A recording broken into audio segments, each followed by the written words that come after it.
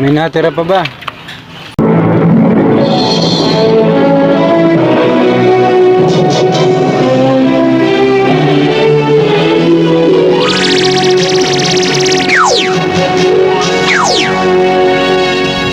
Guys, isang magandang araw po sa inyong lahat. Magandang umaga, magandang araw, magandang gabi, saan man sulok ng mundo.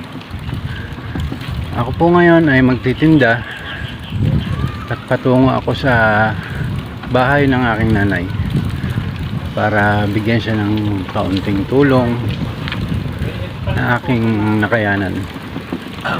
Tara po, samahan niyo ako.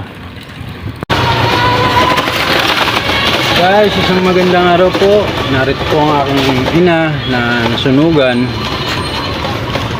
Dahil nga tapos na at medyo kalmado na siya, bibigyan ko po siya ng konting biyaya para sa kanyang pag-uumpisa. At ayan nga po, inabot ko na sa kanya yung kaunting bigas, asukal, gatas. Wala nga lang kape, kaya aabutan ko na lang siya ng pambili.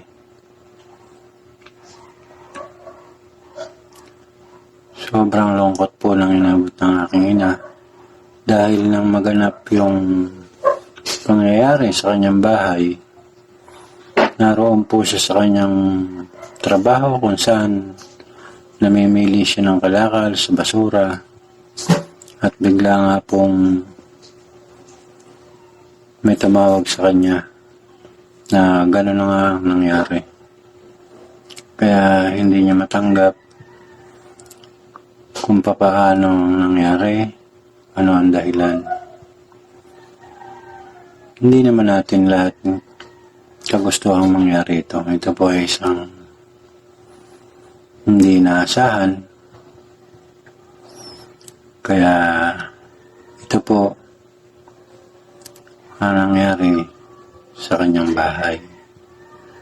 Panoorin po natin hanggang dulo.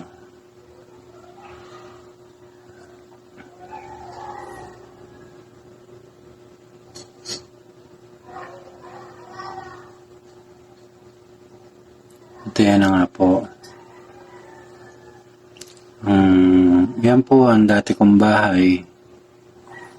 Sa likod niyan, doon siya nakatira. Dahil kahoy nga lang ang kanyang tirahan, talagang natupok lahat.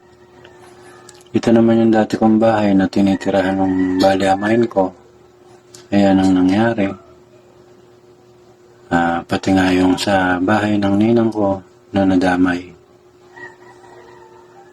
Ayan po. Salamat po sa panonood.